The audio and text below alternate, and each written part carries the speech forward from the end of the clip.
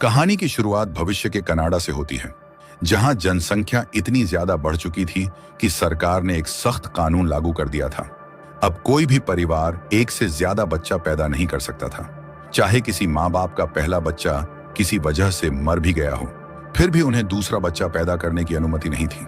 ये कानून इतना कड़ा था कि अगर कोई भी इसे तोड़ता तो उसे सजा के तौर पर देश की सबसे खतरनाक और अत्याधुनिक जेल में भेज दिया जाता था। कनाडा और अमेरिका की सीमा पर बहुत ही सख्त सुरक्षा इंतजाम थे। यहां से गुजरने वाले हर इंसान की पूरी तरह से तलाशी ली जाती थी। इसी जगह हम एक कार में एक कपल को देखते हैं, जॉन और उसकी पत्नी कैरन। जॉन पहले आर्मी में एक बहादुर सैनिक था। उसकी पत्नी कैरन ने अपने कोट के नीचे एक खास मैग्नेटिक वेस्ट पहनी हुई थी, जो उसकी प्रेगनेंसी को मशीनों से छुपा सके। दरअसल कैरन प्रेग्नेंट थी और ये उसका दूसरा बच्चा था, मतलब कि वो सरकार के कानून का उल्लंघन कर रहे थे। उनका इरादा था कि वो किसी सुरक्षित जगह जाकर इस बच्चे को जन्म दें। जैसे ही उनकी कार बॉर्डर पर चेकिंग के लिए रोकी जाती है, वहां एक औरत को प्रेगनेंसी की वजह से पकड़ लिया जाता है। ये देखकर कैरन के चेहरे पर डर साफ झलकने लगता है, लेकिन शुक्र है कि उसकी मैग्नेटिक वेस्ट ने उसकी असलियत छुपा ली। सब कुछ ठीक लग रहा था, लेकिन तभी एक सैनिक की नजर कैरन की वेस्ट पर पड़ जाती है। शक होने पर वहां के गार्ड्स सतर्क हो जाते हैं और कुछ ही पलों में कई सिपाही जॉन और कैरन को पकड़ने के लिए दौड़ पड़ते हैं। जॉन हालात को समझता है और अपनी पत्नी और आने वाले बच्चे को बचाने के लिए एक बड़ा फैसला करता है। वो कैरन से कहता है कि वो जल्दी से वहां से भाग जाए और खुद सैनिकों को रोकने के लिए पीछे रुक जाता है। लेकिन अंत में जॉन पकड़ा जाता है और उसे कई दूसरे कैदियों के साथ गिरफ्तार कर लिया जाता है। अब उसे जिस जेल में ले जाया जाता है उसका नाम फोर्ट्रेस है। ये जेल रेगिस्तान के बीचों बीच बनी हुई थी, एक ऐसी हाईटेक जेल जहां से भाग पाना नामुमकिन था। यहाँ कैदियों को पूरी तरह कंट्रोल में रखने के लिए अजीब अजीब तकनीकों का इस्तेमाल किया जाता था और अब जॉन को यहीं अपनी जिंदगी के सबसे बड़े संघर्ष का सामना करना था। जैसे ही कैदियों को जेल में लाया गया, वहां के बेरहम गार्ड्स ने सबसे पहले उनके सारे कपड़े उतरवा दिए और उनकी पूरी बॉडी की गहरी तलाशी ली। लेकिन बात यहीं खत्म नहीं हुई। उसके बाद इन सभी कैदियों को एक खास कमरे में ले जाया गया, जहां उनके पेट में एक हाई टेक ट्रैकर डाल दिया गया। ये कोई आम ट्रैकर नहीं था, ये ऐसा डिवाइस था जो जेल के हर नियम का पालन करवाने के लिए बनाया गया था।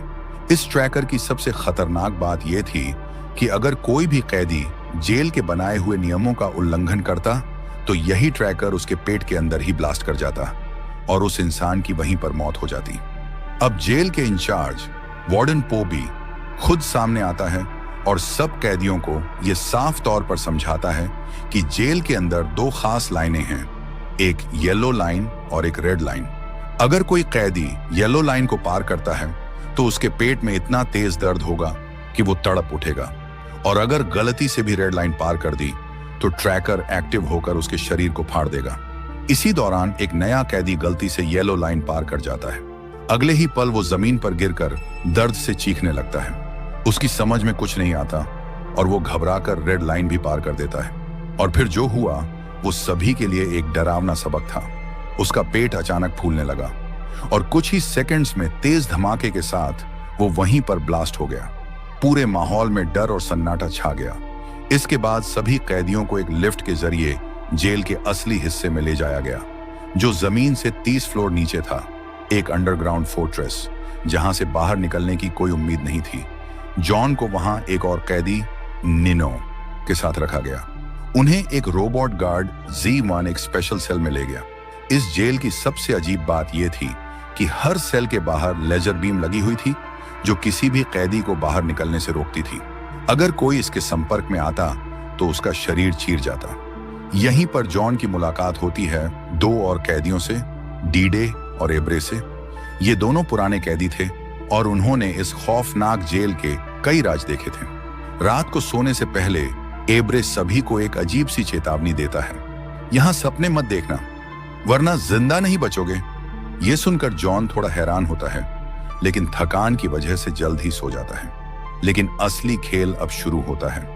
जैसे ही सब कैदी गहरी नींद में होते हैं, एक और हाईटेक रोबोट Z10 उनकी निगरानी के लिए आता है।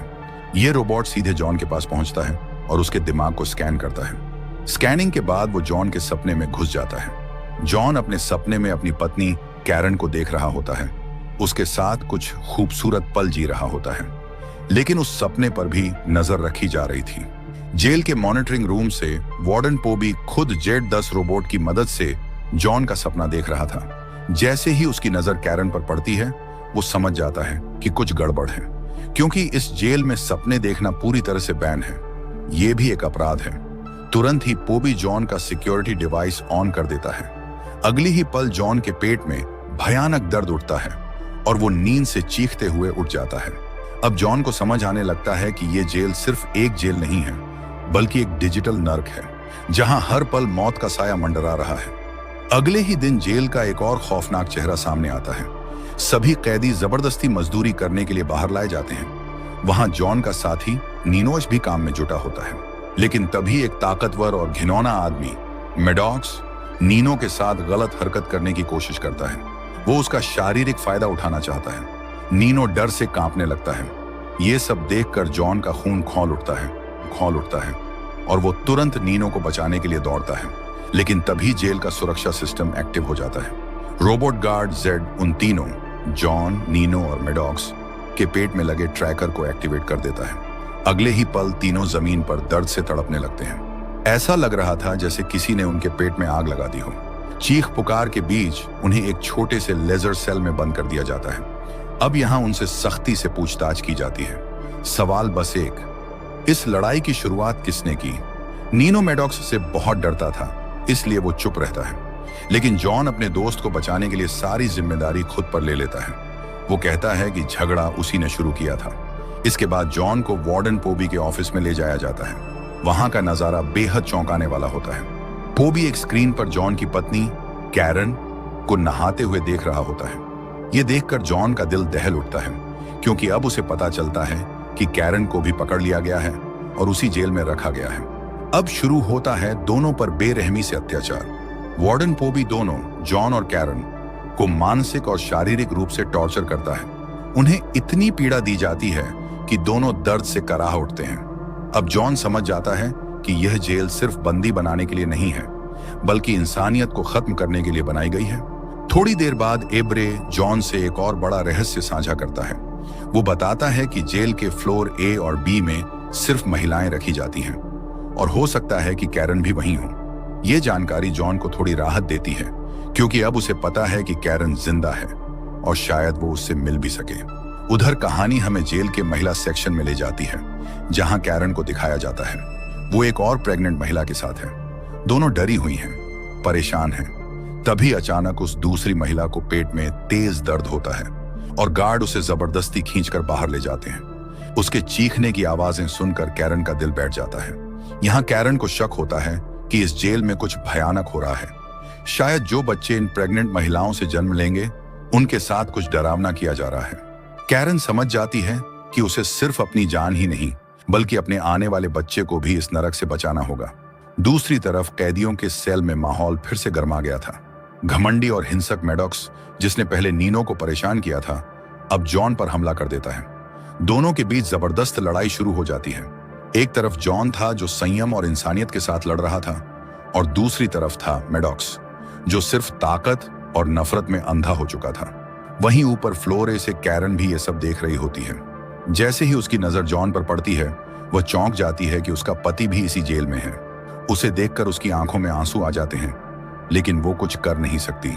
नीचे लड़ाई खतरनाक होती जा रही थी। आखिरकार जॉन मेडॉक्स को ऊंचाई से नीचे गिरा देता है। मेडॉक्स किसी तरह दीवार के किनारे से लटककर अपनी जान बचा लेता है, लेकिन तभी वार्डन पोबी का आदेश आता है, उसे खत्म कर दो। हालांकि जॉन चाहता तो उसे मरने देता, लेकिन वो अब भी इंसानियत नहीं भूला था। उसने कोशिश की कि किसी तरह मेडॉक्स को ऊपर खींच ले और उसकी जान बचा सके, लेकिन पोबी को यह सब मंजूर नहीं था। उसने गुस्से में मेडॉक्स के पेट में लगे डिवाइस को एक्टिवेट कर दिया, जिससे फिर एक जोरदार धमाका हुआ। मेडॉक्स का शरीर वहीं फट गया, लेकिन इससे पहले कि गार्ड्स जॉन को पकड़ पाते, उसने बहुत चालाकी से मेडॉक्स का सिक्योरिटी डिवाइस चुपचाप निकालकर अपने साथी नीनो को दे दिया, ताकि वो आगे इसका इस्तेमाल कर सके। उधर कैरन को एक रहस्यमयी कमरे में लाया जाता है। वहां वो देखती है कि जॉन एक बड़ी गोल मशीन से बंधा हुआ है। इस कमरे का नाम था माइंड वाइप चैम्बर। ये एक क्रूर टॉर्चर मशीन थी जो इंसान के दिमाग को पूरी तरह से तोड़ देती थी। वार्डन पोबी चाहता था कि कैरन जॉन को समझाए कि वो उसके खिलाफ खड़े ना हो, लेकिन कैरन कुछ बोल भी पाती उससे पहले ही गार्ड्स उसे वापस ले जाते हैं। इसके बाद वो मशीन बहुत तेज घूमने लगती है और जॉन के दिमाग में पुराने जख्मों को फिर से जिंदा कर देती है। ये सब वार्डन पोबी के आदेश न मानने की सजा थी। वो चाहता था कि जॉन की आत्मा टूट जाए, लेकिन जब वो देखता है कि 3 दिन बीत चुके हैं और जॉन अब भी जिंदा है, तो उसे भी हैरानी होती है। इसलिए पोबी अब कैरन को अपने ऑफिस में बुलाता है। वो कैरन से एक बेहद घटिया और नीच प्रस्ताव रखता है। वो कहता है, अगर तुम जॉन को छोड़कर मुझसे शादी कर लो तो मैं जॉन को और तुम्हारे बच्चे को दोनों को छोड़ दूंगा। अब कैरन एक बड़ी दुविधा में होती है। उसके सामने एक तरफ उसका पति है जो तड़प रहा है और दूसरी तरफ उसके पेट में पल रहा बच्चा। आखिरकार अपने परिवार को बचाने के लिए ना चाहते हुए भी कैरन इस घटिया सौदे के लिए हाँ कह देती है। उधर जब जॉन माइंड वाइप मशीन से बाहर आता है तो वो पूरी तरह टूट चुका होता है। उसकी आंखें खाली हो चुकी थीं। अब न उसमें दर्द था, न डर, न उम्मीद। वो जैसे एक जिंदा लाश बन चुका था। वो किसी से कोई बात नहीं करता, न कोई रिएक्शन देता, न कोई भावना दिखाता। अब इस नरक से बाहर निकलने का कोई रास्ता नहीं दिख रहा था। दूसरी तरफ अब कैरन पोबी के साथ रह रही थी, लेकिन एक रात उसने देखा कि पोबी अपने शरीर में तारें जोड़कर बैठा था, जिससे उसे पता चला कि पोबी असल में कोई इंसान नहीं बल्कि एक मॉडिफाइड एडवांस्ड ह्यूमन है, जिसे ना भूख लगती है, ना प्यास और ना ही नींद की जरूरत होती है। वो बस महीने में एक बार अमीनो एसिड से खुद को जिंदा रखता है। यही सब अब जेल में पैदा हो रहे बच्चों पर भी किया जा रहा था। उन्हें भी मशीन जैसा बनाया जा रहा था, ताकि वो भी भविष्य में इंसानों की तरह नहीं बल्कि एक कंट्रोल्ड सिस्टम की तरह जिए। ये सब जानकर कैरन बहुत डर गई। उधर 4 महीने बीत चुके थे, लेकिन जॉन की हालत में कोई सुधार नहीं आया। अब्राहम ने उसे बताया कि कैरन का पेट अब दिखने लगा है और बच्चा जल्द ही इस दुनिया में आने वाला है। जॉन ने कुछ नहीं कहा, लेकिन उसकी आंखों से एक आंसू निकल गया। उसी रात कैरन ने पोबी को शराब पिलाकर बेहोश किया और कंट्रोल पैनल से जॉन के दिमाग में पहुंची, जहां वो बचपन के एक डरावने सपने में फंसा था। कैरन ने उस सपने से जॉन को बाहर निकाला और उसी पल जॉन को असलियत में होश आ गया। जॉन को फिर से ठीक देखकर सभी साथी खुश हो गए और उसने अब्राहम से मदद मांगी ताकि वो कैरन और अपने बच्चे को लेकर यहां से भाग सके, और अब्राहम भी तैयार हो गया। जब कैरन को पता चला कि जॉन ठीक हो गया है तो वो भी बहुत खुश हुई। इसके बाद नीनो ने जॉन को वो सिक्योरिटी डिवाइस दिया जो मैडॉक्स के शरीर से निकाली गई थी, जिसे अब डीडे चेक करने वाला था, क्योंकि उसे कंप्यूटर की अच्छी समझ थी। फिर कैरन ने पोबी के ऑफिस से एक हीरे जैसी दिखने वाली चीज चुराई, जो असल में इस जेल का पूरा नक्शा था। वो पकड़ी ना जाए इसलिए उसने उसे मुंह में छुपा लिया और अगली सुबह वो चीज अब्राहम को देकर कहा कि इसे जॉन तक पहुंचा देना। अब इन सब ने मिलकर जेल के कंस्ट्रक्शन एरिया के रास्ते भागने की योजना तैयार कर ली। दूसरी तरफ अगले दिन अब्राहम ने जेल का नक्शा चुपके से पोबी के कमरे में वापस रख दिया ताकि कोई शक न करे। वहीं डीडे ने सिक्योरिटी डिवाइस की पूरी जांच की और पता लगाया कि उसमें एक बहुत शक्तिशाली मैग्नेट लगा है, जिससे वो जेल की हाईटेक डिवाइसेस को हैक कर सकता है। डीडे ने इस डिवाइस की मदद से जेल की सुरक्षा व्यवस्था के बारे में जानकारी हासिल की। डिवाइस पोर्ट ने पोबी को सूचित किया कि जेल में कुछ गड़बड़ी हो रही है। पोबी ने सीसीटीवी फुटेज में देखा कि कैरन ने जेल के सिस्टम से जुड़े लेंस चुराए और अब्राहम ने नक्शा वापस रखा, लेकिन पोबी अपनी गलती की वजह से डायरेक्टर की पोस्ट से हटा दिया गया। दूसरी तरफ जोन और उसकी टीम ने भागने की पूरी योजना बना ली थी। उन्होंने डिवाइस की मदद से सुरक्षा सिस्टम को कमजोर किया और भागने का रास्ता बनाया, लेकिन जैसे ही वे भागने लगे, कंट्रोल रूम से पाइपों में तेज गर्म हवा छोड़ी गई और वहां हाईटेक रोबोट्स ने उन पर गोलियां चलानी शुरू कर दी। जोन और उसकी टीम गर्म हवा और गोलियों के बीच फंस गए।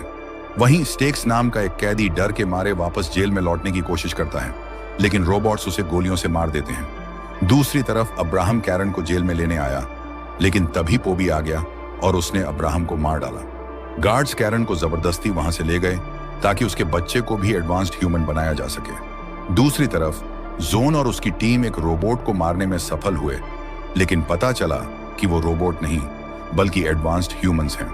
जोन ने उस हथियार को उठा लिया और बाकी रोबोट्स से लड़ते हुए वापस जेल पहुंचा। सभी कैदी एक लिफ्ट में चढ़कर ऊपर जाने लगे। वे पोबी के ऑफिस में जाकर कैरन को खोजने लगे, लेकिन सीसीटीवी पर देखा कि डॉक्टर जबरदस्ती कैरन और उसके बच्चे को ले जा रहे थे। जोन ने पोबी को धमकाया कि ऑपरेशन रोक दे। लेकिन पोबी अब डायरेक्टर नहीं था, कोई उसकी नहीं सुन रहा था। तभी एक रोबोट ने उन पर हमला किया, जिससे कई कैदी बचकर भाग गए। गोली पोबी को लगी और उसकी मौत हो गई। डीडे ने कंट्रोल पैनल से डॉक्टरों को रोकने की कोशिश की, लेकिन एक सिपाही ने उसे गोली मार दी। जोन ने अपने दोस्त का बदला लिया और डीडे ने अपनी आखिरी ताकत से जेल का पूरा इलेक्ट्रिक सिस्टम खराब कर दिया। इससे डॉक्टर रुक गए और सुरक्षा बंद हो गई, जिससे कैदी भागने लगे। जोन और नीनो कैरन को बचाने पहुंचे। डॉक्टर से छुड़ाकर उसे जेल के ट्रक में बैठाकर वहां से भाग गए। तीनों मेक्सिको के बॉर्डर तक गए और वहीं अपनी गाड़ी रोकी, लेकिन तभी ट्रक अपने आप चलने लगा, जो जेल से कंट्रोल हो रहा था। उसने नीनो को कुचल दिया। जोन बाहर जाकर ट्रक से मुकाबला किया और उसे धमाके से उड़ा दिया। हालांकि ट्रक झोपड़ी से टकराया और जोन सोचने लगा कि कैरन भी मारी गई, पर कैरन झोपड़ी से सही सलामत बाहर निकली। उसके हाथ में उसका बच्चा था। इस तरह जोन और कैरन अपने बच्चे को बचाने में कामयाब हुए और इसी सीन के साथ कहानी यहीं खत्म हो जाती है।